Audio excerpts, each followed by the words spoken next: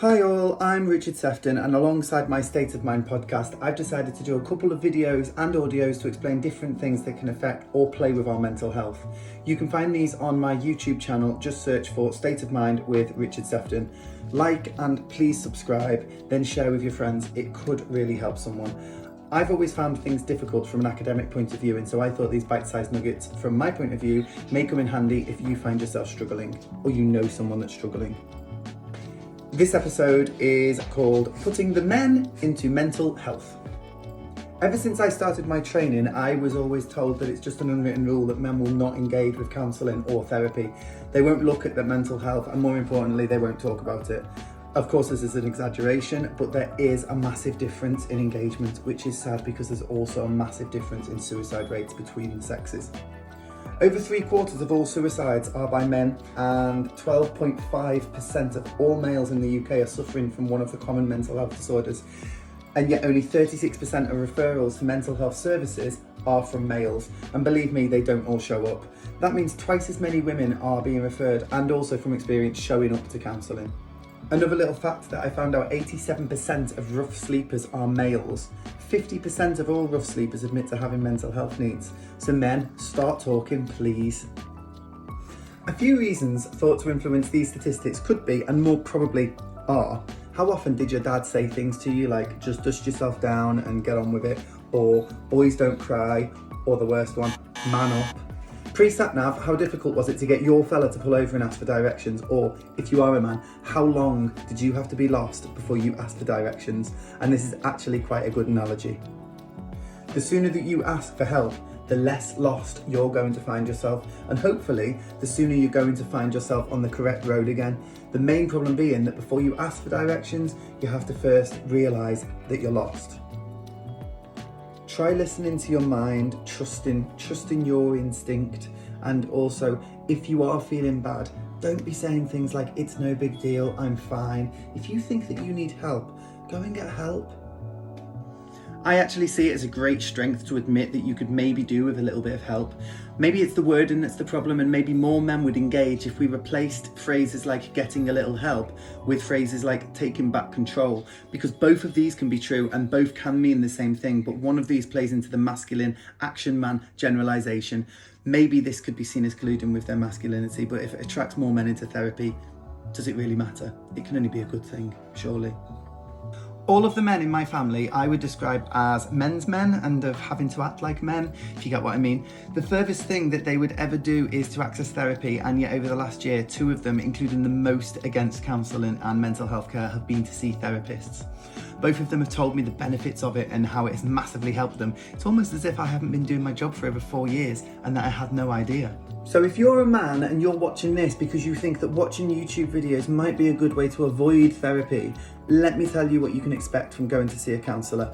First off, if you want to watch these videos of me telling you what therapy is about, it may help, but it's not a therapy session. Go and access therapy. It will do you much better than seeking out help from, like I say, watching just YouTube videos. Therapy is not all essential oils and singing Kumbaya. In most incidences, you'll be asked your preference before seeing a therapist, if you'd like to see a man or if you'd like to see a woman. And men, once you've been paired with a therapist and the therapist makes contact, I understand it may be difficult to take that phone call, make the phone call, speak to the therapist.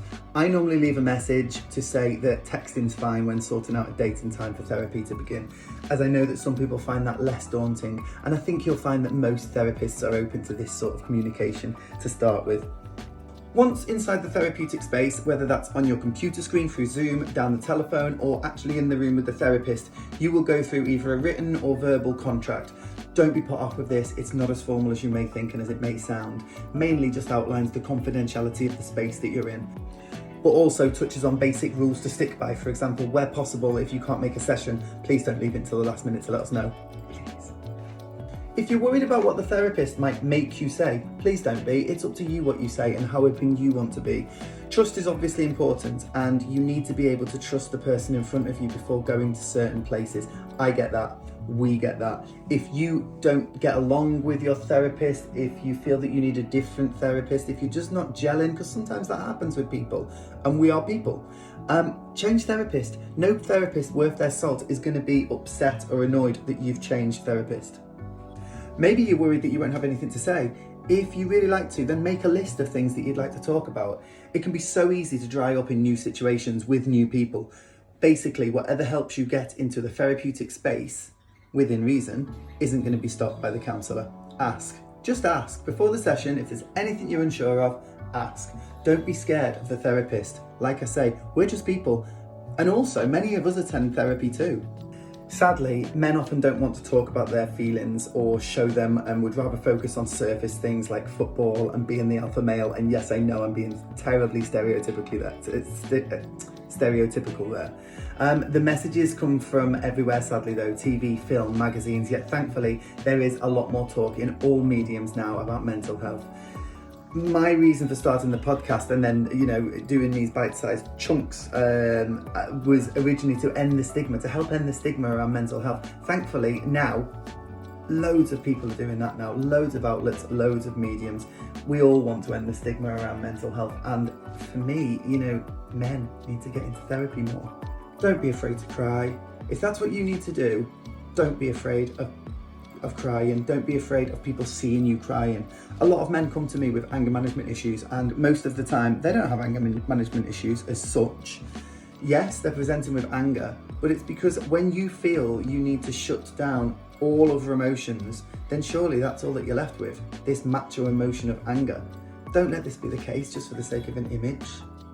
On the other side of the coin, if you are watching a film or TV and an emotional bit comes up and you turn and you see your friend or dad or brother or son or boyfriend or husband shedding a tear, don't laugh at them.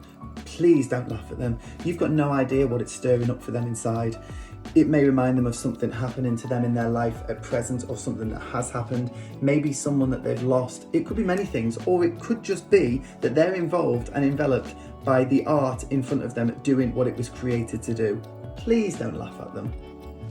If through making this video I help one man into therapy, then I've done what I aim to do. Hopefully lots of men, but if I can help one man into therapy, then I've achieved something massive. But if you have any questions about counselling in general, feel free to get in touch either through Twitter or YouTube. If you feel the need to speak to somebody right now, consider calling the Samaritans on 116 123.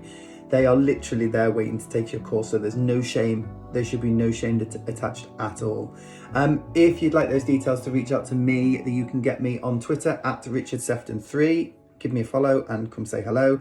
Or YouTube, search State of Mind with Richard Sefton and give my channel a subscribe. If you've enjoyed this video, please give it a like and consider sharing. It could genuinely save a life.